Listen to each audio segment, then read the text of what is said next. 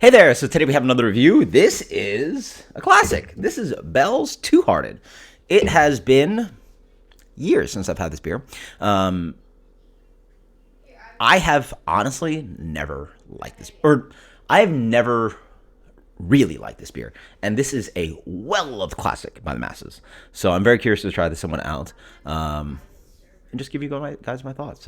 It's always important, like for a beer that is this popular. Like I can't just like completely ignore the fact that a lot of people love this beer and just like never drink it ever again in my life. Like it's always important to revisit beers and over and over and over. And I'm not saying do it every week, but it's been long enough. It's literally been years since I've had a Two Hearted. So let's dig into this guy. So unfortunate, they don't have a canning date anymore. I tried my best, and none of this makes sense. 43047L. That can't mean anything. 140594. That can't mean anything.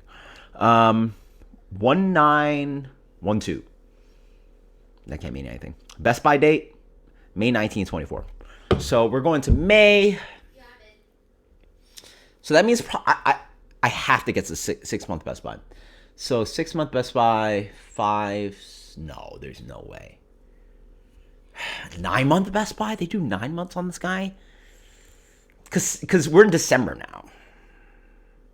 5 months away. There's no way. So it has to be 9 months Best Buy or something. So this can is either mega fresh or like 3 months old. Yeah, so let's go something like that. Anyway, this beer is good in their mind for another 5 months. And if this sucks, then they're wrong. If this is not good representation of the beer, I don't know what the hell is. If you're planning on a beer lasting on the shelf for 5 more months, sure. This better be a great version of the beer, right? Especially if you're talking about IPA. Like, how far along are you going? Unless I'm doing my math wrong. No, there's no way. 1, 2, 3. All right. I'm going to guess this is either a month old or like 3 months old or something like that. Who knows? Whatever. Centennial-based beer. They get to pick their own crop of Centennial because they're absolutely huge. Obviously, they're bought out now, but big brewery. Like before the buyout, they're one of the top 5, top 10 largest craft breweries in the country. I remember it was big news when it came to New York market, and actually wasn't a huge issue or like huge like it didn't have huge infiltration in the market because obviously like New York's just so saturated. But it was really fun going to Philly Beer Week, seeing Bell's for the first time. I was like, oh man, I could try like Hop Slam, and well, actually didn't try Hop Slam in Philadelphia. I actually tried it in New York when it came to New York. So, but anyway, let's dig into that.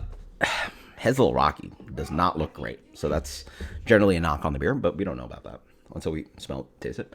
Beer comes in a deep gold color, so it really looks like a little bit like classic IPA. It's almost leaning on amber, light amber. It smells like nothing. Floral, a little bit of that onion, allium dankness in the back end. Really bland. I mean, it doesn't smell papery oxidized. It's just bland. It's always a terrible sign. A little bit of orange in there, a little bit of like clementine. Yeah. Come on.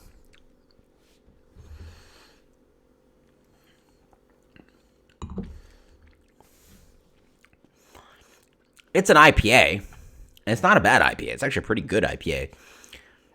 Or it's a good IPA, or to pretty good IPA, but it's definitely not an amazing IPA. There's no world that this is considered an amazing IPA in my world. 7%, okay, so right on the IPA range.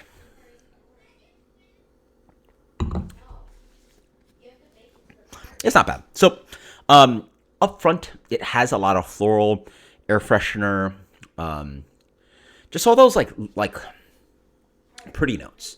It sits very pretty in the sense that like it just has like a little bit of like dankness. It has some pretty fun elements to it. It is like gentle, because sometimes you're like, dig into an IPA. It can be grapefruit, it can be piney, it can be resiny. Like these are, a lot of these are middle to bass tones, if that makes sense to you, right? This just sits there with like the violin and like just a fretted guitar, like like it just has the leads and the high parts of like a song or something. The base, the mid and base, it's gonna offer a little bit of that kind of like onion garlic I was talking about, but also as if you just had like a dirt, like a fresh onion pulled out of the dirt. There's a good amount of soily character to it. The surprising thing about this beer is that full blind, I might have guessed this was out of the Pacific Northwest and not Midwest. And we're talking about Pacific Northwest in the sense that like this beer is relatively lean, doesn't have like a strong bitterness to it, but certainly medium plus to almost full. But yeah, not a ripping one, a lingering one for sure. So medium plus to full lingering bitterness, and it's relatively dry. It's quite dry beer despite the color. I would have guessed there's more crystal malt in this beer. Or I would have tasted more crystal malt in this beer. Sorry.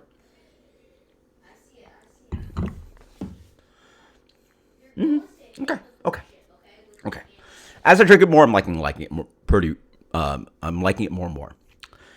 It's maybe not the most amazing, certainly not the most amazing IPA I have, but it's a very good IPA, actually. Come to think of it more. What's fun about this beer is that it has a little bit of that kind of echoing hop flavor that I was talking about. High Lie has it. Who else does it? Roaring Table, Heady Topper. There's just certain beers where the hops just like, they just sort of, literally what my like mouth sensations do, like, oh man, it's hoppy, right? Like, and we're not talking about just bitterness. We're talking about a sensation of just hops that sort of just come at you and just gives you more flavor and flavor and flavor. Bitterness is the other thing. Bitterness just sits on your tongue and after you swallow it can linger there. We're talking about the other sensation. And I hope you guys are understand what I'm talking about as I'm trying to physically express it.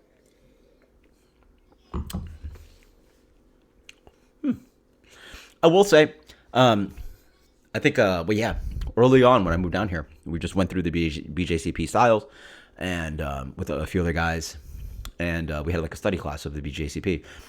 And as a certified Cicerone, it was nothing cooler than sitting else in advanced Cicerone. We're talking about like literally when I moved down here, like 4 years ago. And there's nothing more cool than sitting next to advanced Cicerone, just seeing describe beers. And like we had it 2 hours. I was like, yeah, I really never really liked this beer. And then he said sort of the same. He's like, yeah, it's really fresh, but like it used to be like ripping tangerine, citrus, all. There's none of that here. It is generally just floral, piney, earthy, a little bit onion garlicky, maybe a little bit of citrus peel, but not a juicy beer in any sense. So if you're like more towards like beers that have like pine, grapefruit, like some beers have descriptors like pine, grapefruit, tropical, orange, mandarin orange, clementine. You're not getting that here. It's still pretty good, but really relies on a lot of the ancillary flavors of IPA, which are, again, the floral, a little bit soily. And as I drink it more, I like a lot of the elements it has, but it misses a body, right? Like, what's I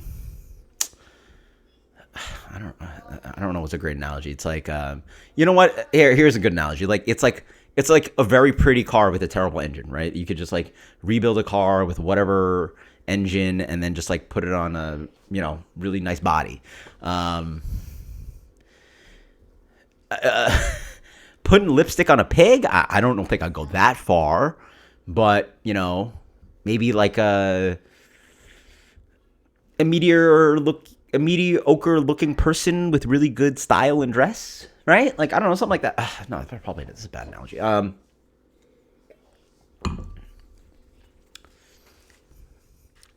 It's like pizza without the pepperoni, right? Like, who? I don't know, man. It's just. Well, actually, no. That's actually a bad analogy. We're talking about like, it just misses. I feel the a lot of the body that makes an IPA. Like, generally, we're relying on, especially a classic beer like this, we're relying on like pine and resin and grapefruit. It's got all the other pretty elements to it, like the floral and the soily and the allium, but like the malt is actually pretty nice too, but it's very light. And I think that works with how this beer doesn't really have much middle to smack onto. Right? That's a good analogy. It's like it's like eating a scooped out bagel, right? Like you bite into a bagel and all of a sudden all of it's scooped out or something. Or just somebody like, You know, like when you make the hole in an egg with a white toast or whatever. Imagine you just didn't get the egg and just somebody just sliced out the middle of your bread and you're just eating all the cool stuff and you get crust and all, but you're missing just a piece of your bread in the middle, right? Like you're just missing something. It just feels a little bit like that.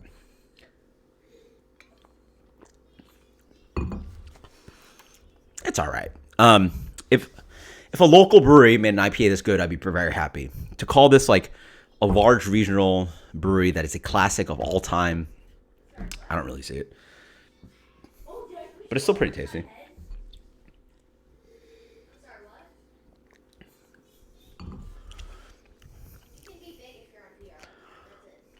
It's just missing a little bit to really get like it's missing a good amount, sorry, to get to the next level. I feel like, again, I have no clue how fresh this is. But you're saying 5 months away and this beer only gets worse? Come on, that's terrible.